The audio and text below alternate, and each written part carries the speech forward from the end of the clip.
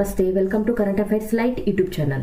ఇవాళ మన క్లాస్లో రీసెంట్గా జరిగినటువంటి కరెంట్ అఫైర్స్లో ఇంపార్టెంట్ కాన్సెప్ట్ నేర్చుకుందామండి. మీకు కనుక మా ఛానల్లో ఉన్నటువంటి వీడియోస్ అండ్ ఎక్స్ప్లెనేషన్ నచ్చినట్లయితే మా ఛానల్ లైక్ చేయండి, షేర్ చేయండి అండ్ సబ్స్క్రైబ్ చేయండి. Welcome to current affairs light YouTube channel. ఇవాళ మన కాన్సెప్ట్ వచ్చేసి ఆర్బీఐ వాళ్ళ ద్వారా ఒక ప్రాజెక్ట్ నెక్సెస్ అనేది తీసుకొని వచ్చి, అంటే ఇక్కడ ప్రాజెక్ట్ నెక్సెస్ ఏదైతే ఉందో అది కొన్ని దేశాలకు సంబంధించినటువంటి ఒక ఫామ్ అనమాట. అందులోకి మన ఆర్బీఐ కూడా జాయిన్ అయింది. సో ఆర్బీఐ అన్నప్పుడు మనకి ఎప్పుడైనా సరే ఆర్బీఐ అన్నప్పుడు మనం గుర్తుపెట్టుకోవాల్సి, మన దేశంలోనే అత్యున్నతమైనటువంటి బ్యాంకులకే బ్యాంక్ అని మనం ఆర్బీఐని చెప్తూ ఉంటాం. సో ఆర్బీఐ వాళ్ళు ఈ ప్రాజెక్ట్ నెక్సెస్ అనేటువంటిది అందులో జాయిన్ అవడం వల్ల మనకు వచ్చినటువంటి ఉపయోగం ఏంటంటే, ఇది ఇక్కడ క్రాస్ బార్డర్ రిటైల్ పేమెంట్స్ చేయడానికి ఈజీగా చేయడానికి ఆర్బీఐ వాళ్ళు ఇటువంటి స్కీమ్ అనేది తీసుకొని వచ్చారు. మనకి ఒక స్టేట్లో, ఫర్ ఎగ్జాంపుల్ ఒక స్టేట్ కనుక ఉంటే ఆ స్టేట్లో ఉన్నటువంటి డిస్ట్రిక్ట్స్ పరంగా మనం ఒక చోట నుంచి ఒక డిస్ట్రిక్ట్ నుంచి ఇంకో డిస్ట్రిక్ట్కి వెళ్ళేటప్పుడు పెద్దగా ఇబ్బంది ఉండదు. అంటే మనం టోల్ గేట్స్ దగ్గర పేమెంట్ అనేది చేస్తూ వెళ్తాం. బట్ రెండు స్టేట్స్ కనుక మారాలి అంటే మనం ఇక్కడ స్టేట్స్కి మధ్య ట్యాక్స్ అనేది పే చేయాలి.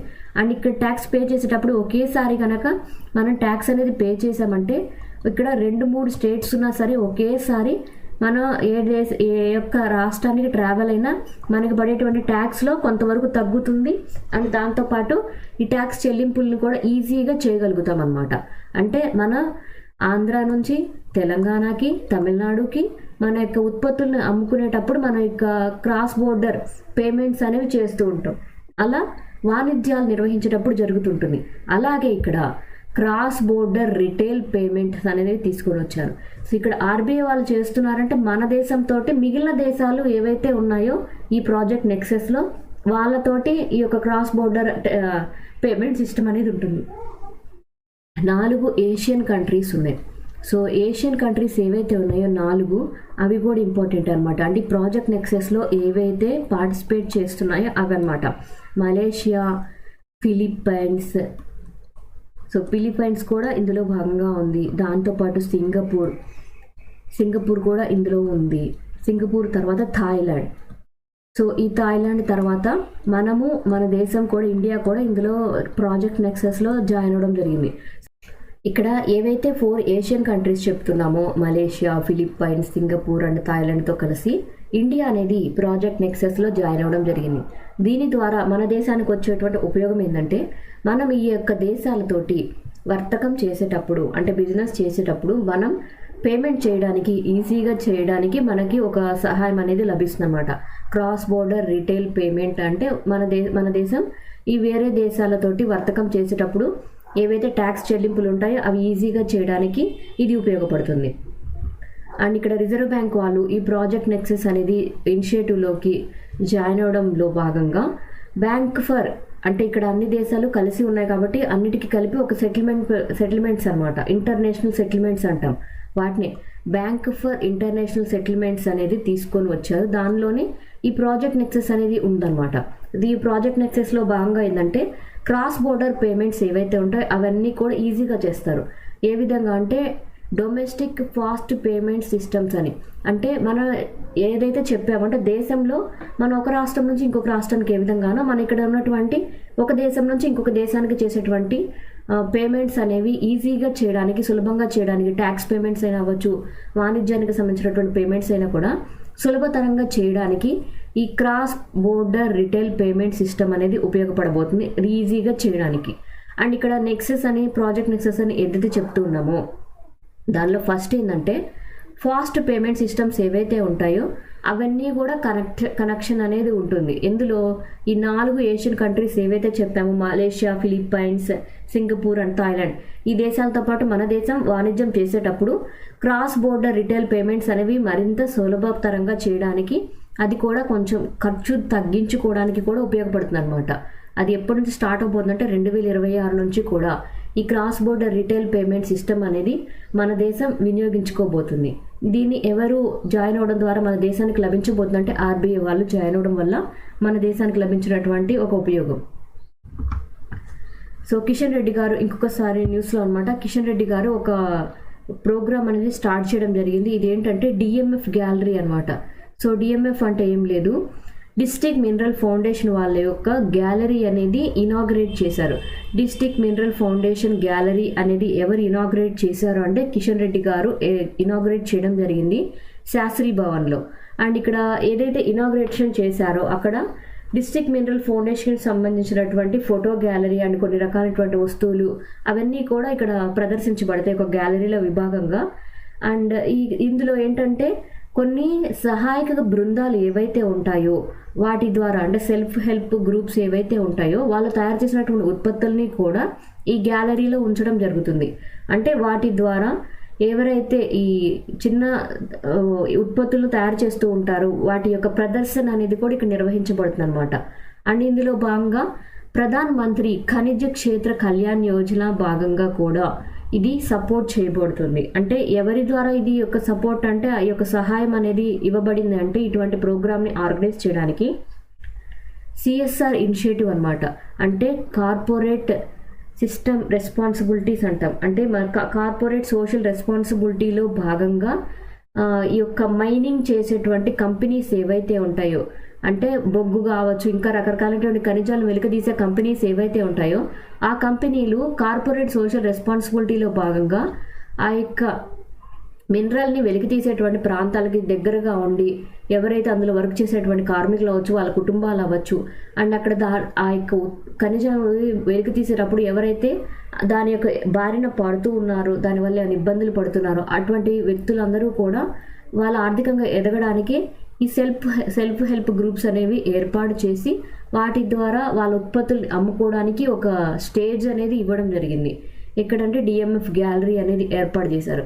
బట్ ఇక్కడ డిఎంఎఫ్ అనేటువంటిది ఏదైతే ఉందో అంటే డిస్ట్రిక్ట్ మినరల్ ఫౌండేషన్ ఏదైతే ఉందో ఆ ఫౌండేషన్ ఎందుకోసం అంటే ఎవరైతే మైనింగ్ పరంగా ఇబ్బందులు పడుతూ ఉన్నారో అంటే మైనింగ్ పరంగా అక్కడ పనిచేసేటువంటి కార్మికులైనా అందులో ఉన్నటువంటి వర్కర్స్ అయినా వాళ్ళ యొక్క ఫ్యామిలీస్ అయినా అండ్ అక్కడ మైనింగ్ కార్యకలాపాలు చేసేటప్పుడు ఎవరైతే ఆ ఏరియాల వల్ల ఇబ్బందులు పడుతున్నారో ఇబ్బందులైనా సరే ఆ ప్లేసెస్ ఇచ్చినటువంటి వ్యక్తులైనా సరే వాళ్ళందరికీ కూడా ఆర్థిక సహాయం అందించడం లేదా వాళ్ళంతటా వాళ్ళు ఎదగే విధంగా ఈ యొక్క స్వయం సహాయక బృందాలు అంటాం వాటి ద్వారా వాళ్ళ యొక్క ఉత్పత్తులను అమ్ముకొని వాళ్ళ యొక్క జీవనాధారాన్ని పొందడానికి ఈ యొక్క డిస్ట్రిక్ట్ మినరల్ ఫౌండేషన్ అనేది ఏర్పాటు చేయడం జరిగింది. అండ్ ఇది ఏ స్కీమ్లో భాగంగా అంటే ప్రధాన్ మంత్రి ఖనిజ క్షేత్ర కళ్యాణ్ యోజన కూడా ఇందులో ఉంది. ఈ స్కీమ్ కూడా ఎవరి కోసం అంటే ఈ యొక్క మైనింగ్ యాక్టివిటీస్ చేసేటువంటి ప్లేసెస్లో ఉండేటువంటి కార్మికులు ఎవరైతే ఉంటారో వాళ్ళకి ఉపయోగంగా ఉండడం కోసం ఈ యొక్క బృందాలని ఏర్పాటు చేసి వాళ్ళని ఆర్థికంగా మరింతగా మార్చడం కోసమే ఇటువంటివన్నీ చేస్తూ ఉంటారు. మహారాష్ట్ర గవర్నమెంట్ నుంచి ఒక స్కీమ్ అనేది కొత్తగా ఇవ్వడం జరిగింది. మనం ఏదైతే పెన్షన్ అనేది ఇస్తున్నామో అది ఆడవాళ్ళకి ఇచ్చేటువంటి పెన్షన్ అనమాట. సో ఇంతకుముందు మనం మధ్యప్రదేశ్ రాష్ట్రంలో చూసాం లాడ్లీ బెహన్ స్కీమ్ అనమాట. ఎందుకంటే ఇది ఆడవాళ్ళకి ప్రత్యేకంగా ఆర్థిక సహాయం అనేది ఎవ్రీ మంత్ కొంచెం పెన్షన్ లాగా అమౌంట్ లాగా ఇచ్చేటువంటి స్కీమ్ అనమాట. ఇక్కడ మహారాష్ట్ర గవర్నమెంట్ వాళ్ళు చేస్తున్నటువంటి స్కీమ్ పేరు ఏంటంటే ముఖ్యమంత్రి మజ్హీ లడ్కీ బెహన్ స్కీమ్ అనమాట. లాడ్లీ బెహన్ స్కీమ్ వచ్చేసి మధ్యప్రదేశ్ రాష్ట్రంలో ఉంది. ఇప్పుడు చెప్పినటువంటి ముఖ్యమంత్రి మజ్హీ లడ్కీ బెహన్ స్కీమ్ ఏదైతే ఉందో అది ఏ రాష్ట్రంలో స్టార్ట్ చేయడం జరిగిందంటే మహారాష్ట్రలో స్టార్ట్ చేయడం జరిగింది. అండ్ దీని యొక్క ఉపయోగం ఏంటంటే వాళ్ళు బడ్జెట్ ఇచ్చేటప్పుడు ఈ యొక్క స్కీమ్ కోసం కొంత అమౌంట్ అనేది కేటాయించారు. ఈ స్కీమ్ ద్వారా 21 నుంచి 60 ఏళ్ల వయసు ఉన్నటువంటి ఆడవాళ్ళకి 1500 అమౌంట్ అనేది ఎవ్రీ మంత్ వాళ్ళ అకౌంట్లోకి ఇవ్వడం జరుగుతుంది. ఎందుకోసం అంటే ఆడవారి యొక్క అభివృద్ధి అనేది సహాయం అనేది ఇవ్వడం కోసం ప్రతి ఒక్క 21 నుంచి 60 ఏళ్ల వయసు ఉన్నటువంటి ఆడవాళ్ళందరికీ కూడా మంత్లీ 1500 రూపాయల ఆర్థిక సహాయం అనేది ఇవ్వబడుతుంది మహారాష్ట్ర గవర్నమెంట్ నుంచి. ఆ స్కీమ్ యొక్క పేరు వచ్చేసి ముఖ్యమంత్రి మజ్హీ లడ్కీ బెహన్ స్కీమ్ అనమాట. So bustard, great Indian bustard అనేటువంటి పక్షి గురించి మనం ఎప్పుడూ చదువుతుంటాం. ఎందుకంటే అది అంతరించిపోయేటువంటి జీవుల జాబితాలో ఉంది కాబట్టి దాన్ని సంరక్షించే చర్యలు కూడా ఎక్కువగా జరుగుతున్నాయి. సో దానికోసం కొంత అమౌంట్ అనేది కేటాయించారు. ఎంత కేటాయించారు అనేది కూడా ఇంపార్టెంట్. గ్రేట్ ఇండియన్ బస్టర్డ్ అనేది very very very exam point of లో very very very important. So ఇక్కడ మనం ఏదైతే గ్రేట్ ఇండియన్ బస్టర్డ్ అని చెప్తున్నామో అది రాజస్థాన్ యొక్క రాష్ట్ర పక్షిగా కూడా పిలువబడుతుంది. అండ్ IUCN యొక్క రెడ్ లిస్ట్ జాబితాలో క్రిటికల్లీ ఎండేంజర్డ్ అనమాట. సో ఎండేంజర్డ్ కన్నా క్రిటికల్ ఎండేంజర్డ్ అంటే చాలా వరకు సంఖ్య అనేది తగ్గిపోయినట్టు, అంటే నియర్లీ 10ల సంఖ్యలోకి వాటి యొక్క నెంబర్ అనేది వచ్చేసినట్టు, చాలా తగ్గిపోయింది. వాటి సంతతి కనుక ఇంకా పెంచకపోతే అవి కంప్లీట్గా అంతరించిపోతాయి. ఇవి ఎక్కడ ఎక్కువగా కనిపిస్తాయి అంటే రాజస్థాన్ రాష్ట్రంలో ఎక్కువగా కనిపిస్తూ ఉంటాయి, ఉత్తరప్రదేశ్లో కూడా ఇవి కనిపిస్తూ ఉంటాయి అన్నమాట. అండ్ దీని యొక్క కేటగిరీ పరంగా సంరక్షణ చర్యలు తీసుకున్నటువంటి సైట్స్ జాబితాలో అపెండిక్స్ 1 అండ్ CMS జాబితాలో కూడా అపెండిక్స్ 1. ఎప్పుడైనా సరే అపెండిక్స్ 1 అన్నామంటే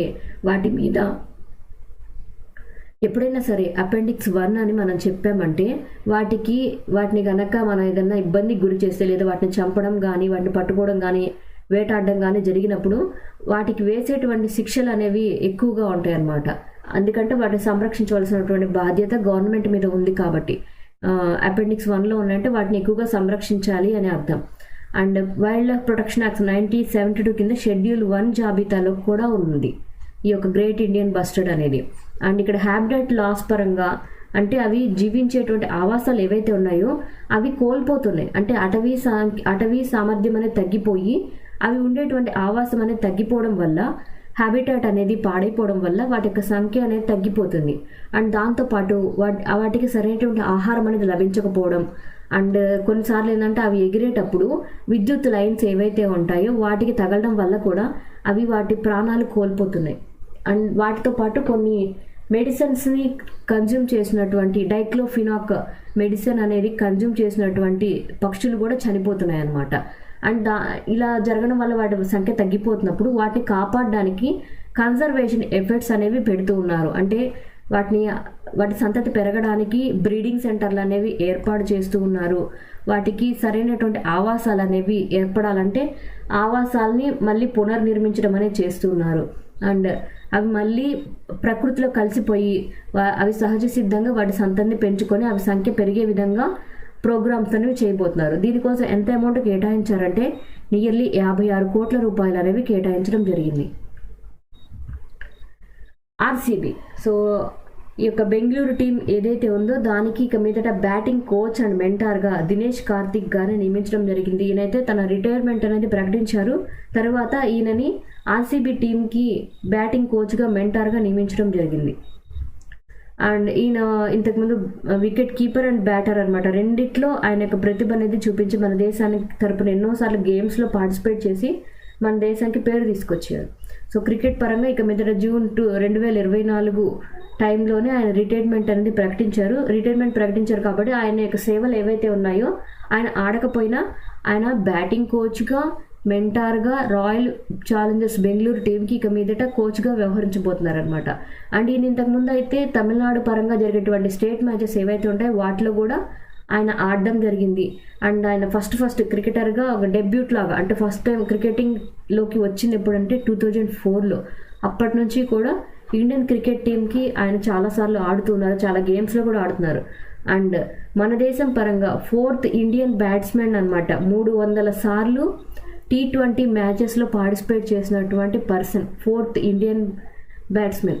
అంటే ఇన్ని మ్యాచెస్ ఆడడం అంటే చిన్న విషయం కాదు, కొంతమంది మాత్రం ఆడగలిగారు. వాళ్ళలో 4th ఇండియన్ బ్యాట్స్మెన్ అనమాట. నియర్లీ 300 T20 మ్యాచెస్ అనేవి ఆడారు. ఇక మీదట ఈయన రాయల్ ఛాలెంజర్స్ బెంగళూరుకి మెంటర్గా అండ్ బ్యాటింగ్ కోచ్గా వ్యవహరించనున్నారు. Thank you for watching my video. మీకు కనుక నా వీడియోని ఎక్స్ప్లెనేషన్ నచ్చినట్లయితే నా వీడియోస్ లైక్ చేయండి, షేర్ చేయండి అండ్ సబ్స్క్రైబ్ చేయండి. మీకు నా వీడియోస్ ఏ విధంగా అనిపిస్తున్నాయో నాకు కామెంట్ సెక్షన్లో తెలియజేయండి. Thank you for watching my video. Thank you.